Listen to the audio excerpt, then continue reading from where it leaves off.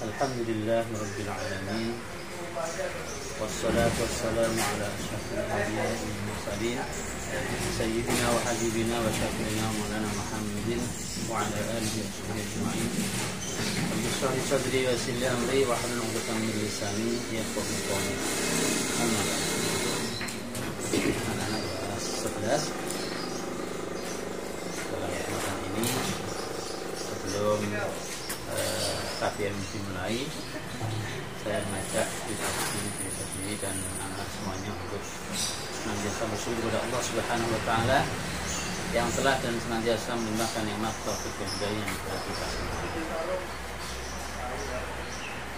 Untuk pertemuan kali ini kita akan mempelajari sifat 2 tentang aliran dan tokoh ilmu kalam bagian D, yaitu aliran Qadariyah, dan insyaallah nanti kedua aliran yaitu aliran Jabariyah. Qadariyah dan Jabariyah adalah dua aliran ilmu kalam yang saling bertolak belakang. Bagaimana Khawarij dan Murji'ah, aliran teologi Qadariyah juga lahir dengan dilatar belakangi oleh kegiatan politik, yakni pada masa pemerintahan Muawiyah bin Abi Sufyan dari Daulah Bani Umayyah. Sepeninggal Ali bin Abi Thalib tahun 40 Hijriah, Muawiyah menjadi penguasa Daulah Islamiyah, dan untuk memperkokoh kekuasaannya itu ia menggunakan berbagai cara, khususnya dalam menumpas semua oposisi, bahkan mendiang Ali bin Abi Thalib radhiyallahu anhu wa karamallahu wajhah dicaci maki dalam setiap kesempatan berpidato, bahkan pada saat khutbah Jumat. Para ulama yang saleh banyak yang tidak setuju dengan gaya dan cara Muawiyah, namun mereka tidak bisa berbuat apa-apa.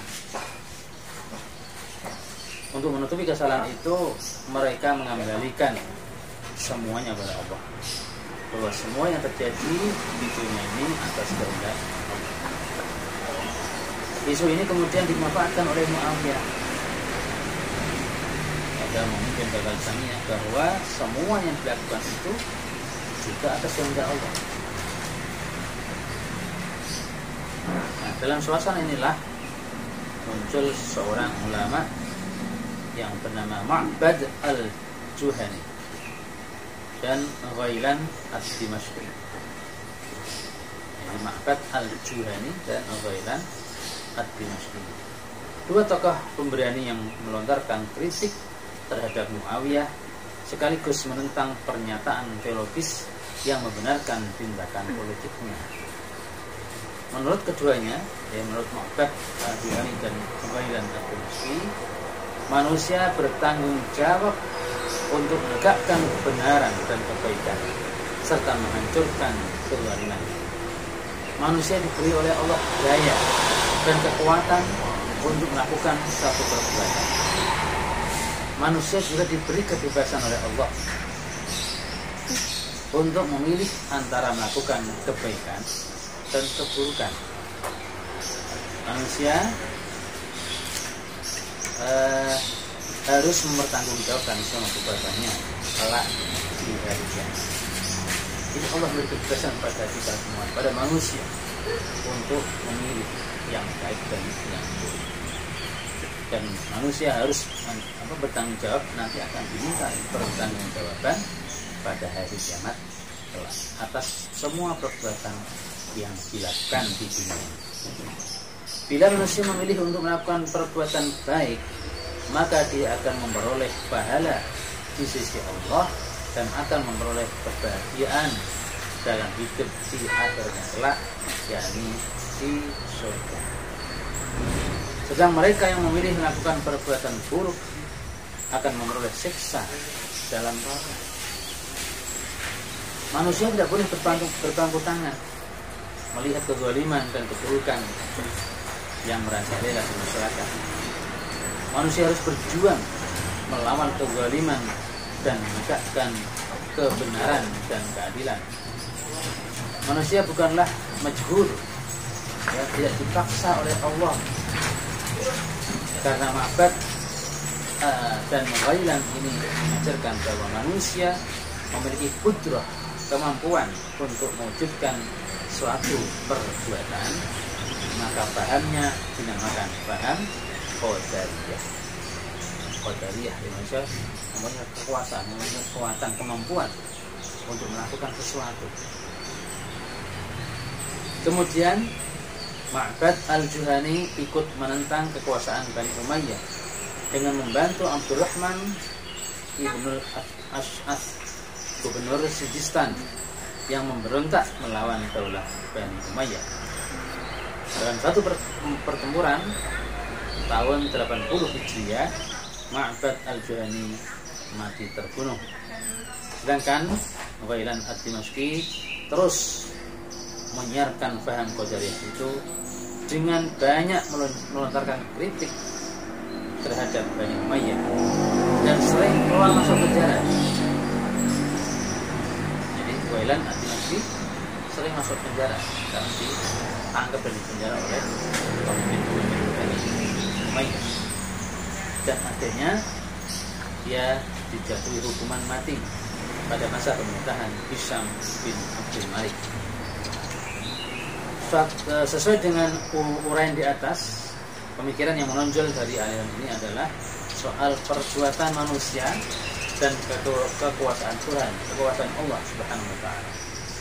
Dalam pandangannya, manusia mempunyai kebebasan untuk menentukan perbuatannya serta melakukan perbuatan itu, dan di akhirat mereka harus mempertanggungjawabkan semua perbuatan tersebut. Sejalan dengan pemikiran ini, mereka berpendapat bahwa Tuhan telah memberikan daya kepada manusia serta memberikan aturan-aturan hidup yang sangat jelas dengan berbagai akibatnya. Ada perbuatan baik yang akan diberi imbalan pahala dan kebahagiaan di akhirat. Ada pula perbuatan-perbuatan buruk jahat yang diancam siksaan neraka bagi yang melanggarnya. Daya yang diberikan Tuhan itu kemudian menjadi milik manusia sendiri untuk mereka gunakan melakukan berbagai perbuatan. Kalau mereka gunakan untuk melakukan perbuatan baik sesuai petunjuk Al-Quran dan Sunnah, maka mereka akan memperoleh kebahagiaan. Dan sebaliknya, kalau mereka gunakan untuk melakukan perbuatan buruk, maka mereka harus mempertanggungjawabkan semua perbuatan itu. Inilah kemudian disebut dengan konsep keadilan Tuhan. Pemikiran mereka ini mempunyai landasan yang cukup kuat.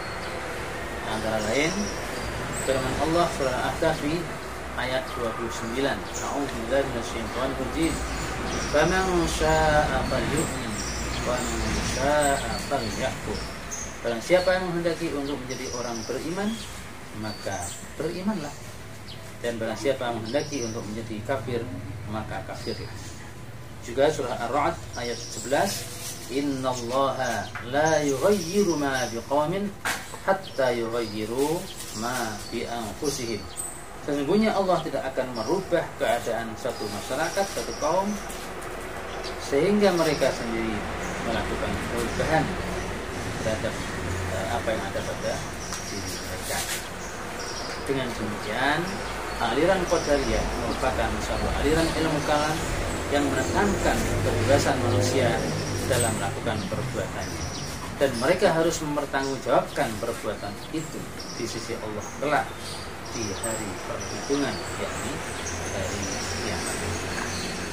Mereka yang berprestasi dalam melakukan amal kebajikan akan memperoleh imbalan pahala di dalam surga, sementara yang justru banyak melakukan perbuatan jahat serta kurang berprestasi dalam melakukan perbuatan baik akan terkena ancaman siksa di dalam neraka. Na'udzubillah. Posisi manusia di surga atau neraka tersebut menurut aliran ini, aliran Qadariyah, sangat tergantung pada perbuatannya selama hidup di dunia. Pemikiran-pemikiran Qadariyah ini kemudian diikuti dan diteruskan oleh para penganut aliran Mu'tazilah, khususnya pada aspek pemikiran mereka tentang perbuatan manusia dan kekuasaan mutlak Allah, Tuhan yang Maha Esa, yakni bahwa manusia mempunyai kebebasan untuk menentukan kehendak serta perbuatannya, namun mereka harus mempertanggungjawabkan semua perbuatannya di hadapan Tuhan. Aliran Mu'tazilah meneruskan pemikiran Qadariyah ini karena aliran terakhir ini mempunyai kecenderungan yang sama dalam memahami ajaran-ajaran akidah, terutama dalam aspek-aspek yang boleh berbeda pendapat, yaitu pada ajaran-ajaran yang dikemukakan dengan lafaz dhanni. Aliran Qadariyah dan Mu'tazilah sama-sama menganut aliran rasional dalam pemahaman kalam mereka. Aku kelas 11. Kita lanjutkan bagian E, aliran Jabariyah. Kalau Qadariyah lahir seiring dengan lontaran-lontaran kritik terhadap kekejaman daulah Bani Umayyah, maka Jabariyah sebaliknya. Aliran ini lahir bermula dari ketidakberdayaan dalam menghadapi kekejaman Muawiyah bin Abi Sufyan dan mengembalikan semuanya atas kehendak Allah, Tuhan yang Maha Esa. Kemudian isu keagamaan ini dipegang oleh Muawiyah sendiri untuk membenarkan perlakuan-perlakuan politiknya itu. Oleh sebab itu, masa kelahirannya sebenarnya berbarengan dengan lahirnya Qadariyah. Namun pada masa munculnya yang dipelopori oleh Ja'ad bin Dirham, pemikiran kaum ini belum berkembang dan menjadi satu aliran yang punya pengaruh serta tersebar di masyarakat setelah dikembangkan oleh Jahm bin Safwan yang wafat tahun 131 Hijriah, oleh Jahm bin Safwan. Oleh karena itu, aliran ini sering juga disebut aliran Jahmiyah. Di Jabariyah disebut juga aliran Jahmiyah karena yang mengembangkan namanya Jahm bin Safwan. Dilihat dari segi pemikiran kalamnya, aliran Jabariyah bertolak belakang dengan Qadariyah. Menurut Jabariyah, manusia tidak mempunyai kemampuan untuk mewujudkan perbuatannya dan tidak memiliki kemampuan untuk memilih.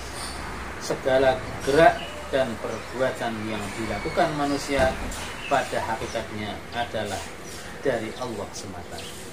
Meskipun demikian, manusia tetap akan mendapatkan pahala atau siksa karena perbuatan baik atau jahat yang dilakukannya.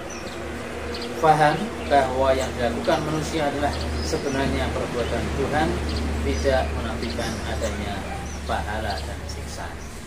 Nah, jadi menurut Jabariyah, manusia tidak mempunyai kekuasaan apa-apa untuk mewujudkan perbuatannya.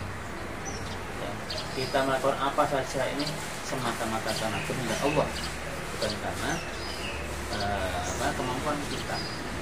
Ini menurut aliran Jabariyah. Tetapi meski demikian, manusia tetap akan mendapatkan pahala maupun siksa. Menurut paham ini, manusia tidak hanya bagikan wayang yang digerakkan oleh dalam. Jadi wayang itu tidak bisa berbuat apa-apa. Ya, ngomong, mau perang, mau berantem, wayang itu digerakkan oleh dalam. Bahkan yang ngomong dalam. Mungkin itu seperti itu. Tidak bisa berbuat apa-apa. Tapi manusia tidak mempunyai bagian sama sekali dalam mewujudkan perbuatan-perbuatan. Sementara nasib mereka di akhirat sangat ditentukan oleh kehendak Tuhan yang Maha Kuasa, yakni posisi mereka ditentukan oleh kekuasaan mutlak Tuhan.